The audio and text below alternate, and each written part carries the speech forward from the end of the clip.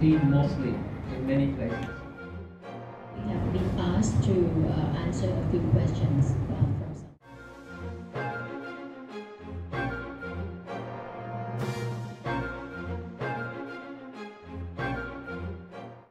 I think this project is very important for us because we can address the issue and make a recommendation to the policymaker so that the farmer can get the benefit from our product so that they can make an adaptation and decision making such as a calendar for adapting to the climate change.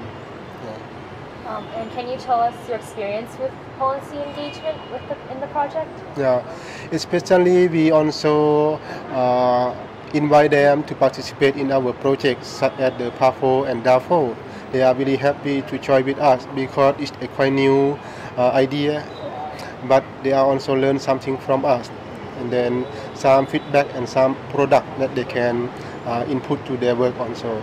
Right now, in Chiang Mai, we have no public transport anymore, and we have just like a red cap, and we choose to improvement and to implementation or the news transportation system in the city, because right now we have quite a lot of people move from Bangkok to live in Chiang Mai because of the flood in the last few years, and everybody come from the Bangkok or the other regions come to Chiang Mai quite a lot. And right now, I think I have information, we have the condominiums around 50 units, quite a lot also, and how the city to manage this problem in the future. I think in the case of Khon Kaen, if we talk about people's participation, there are government projects that it's not a government project, but it is approved. It's a private business project taking soil and sand from rural areas for the construction in the urban areas. But that was done in the area that is the land reform area, where the taking away of the sand and soil for construction purpose is against the law, and people know about that, and they make their voice heard in the public and also on the television, and finally that comes to the resolving of the problem. That project, that construction was stopped. The region need to focus more on the environment and also the people's participation to take part for sustainable development. And how do you think that can happen? What needs to be changed for that to happen? I think environmental education is important, and having people participate in planning process at the local level up to the national level. In this research, we work in 3 countries. So in each countries, we have 1 team leaders, and each team leaders involved with the boundary partners in their countries. I will talk about the boundary partner in Vietnam, because I'm the team leader for the whole research project, but also the team leader for Vietnam. And boundary partner is a very important role because we are the research institute, we are the researchers coming from different places. If we want to do the research that can be useful for the local stakeholders, for the local people, we have to really successfully identify the boundary partners.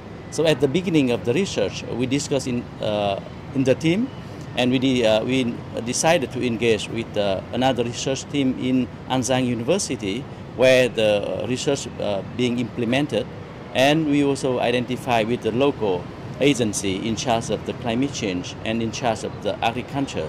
As you can see, during our policy forum, we bring in a very interesting boundary partner from the local level, and he is an active person in the research. He involved as members, not only the informant. Thus, we come and ask him what you understand. But we bring him, and then he can start from the beginning, talking with us as a real member of the research team, transfer the knowledge to him. He understand more about the climate change topic, and then he can do his job in the future as agriculture extension officer at his community, and through his network, we hope the knowledge that he gained from this research will be transferred, and more importantly, if he can continue to advocate for the policy that's relevant to the local communities and maybe upper level of the authorities on adapting to climate change, is very important. From the beginning, I involved with them with the research method for this project with IUCN Laos, and we were discuss and identify the stakeholders that we need to interviews for this project. And because we think that this topic very interested for us in the region, because long time in the past many studies were conducted in ecology and fish stock. They have well documented, but for the transboundary fish trade, not yet not yet done. Even have done, but just small. So that's why we developed this project. Now, in general, for fishery, we engage from the national and subnational. Subnational include provincial and fishery community in Cambodia. Also in Laos and Thai also. But depend on the opportunity. Like for example, in Cambodia, we need to. Since I work in the research institute, we engage policymaker at the national level, and for the provincial and community fishery, we need to present them or consultation and dissemination of the research output to them in local language.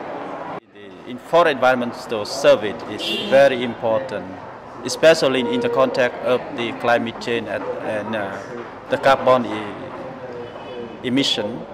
So the forest is really important, especially in Vietnam. We have around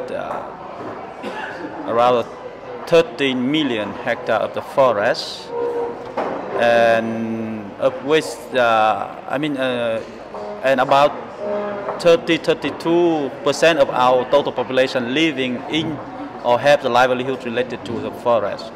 And government recognize the importance of the forest. So in last some decade, 2-3 decades, the government have much a great effort in order to improve the quality of forest, protect and development the forest.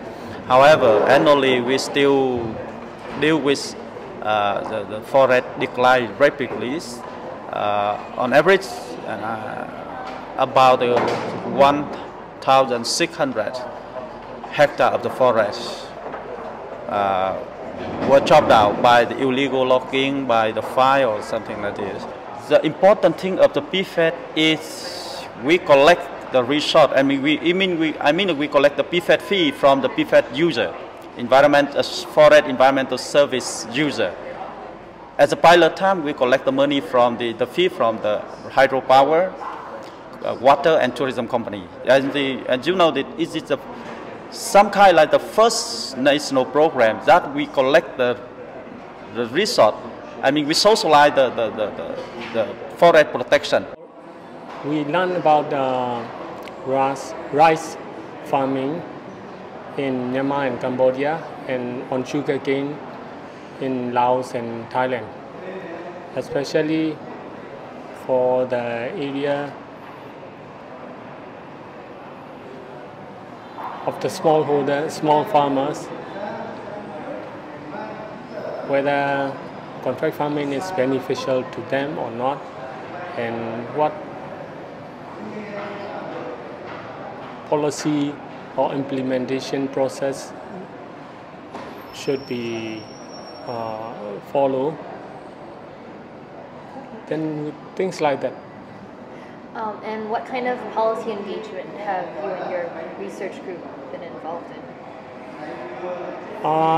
We, in each country team, we have issued a policy statement for individual country as well as a for country.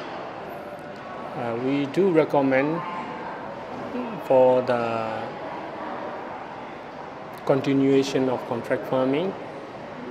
From the result, we found that contract farming is beneficial to the small landholders, small farmers. In Laos, in the northern part of the country, in our survey area, we found out that there is a better and good relationship between local authorities, farmers association, and the contract farming company, and then farmers in those areas are more beneficial than others, where in southern part of the Laos there is no engagement of the local authorities, and sometimes farmers default to the contract, sometimes the company default on the contract.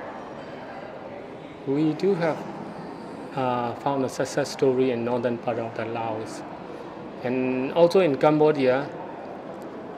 Now the contracted farmer are having better opportunity than other farmers, and they have more bargaining power when they are dealing with the contract farming organization.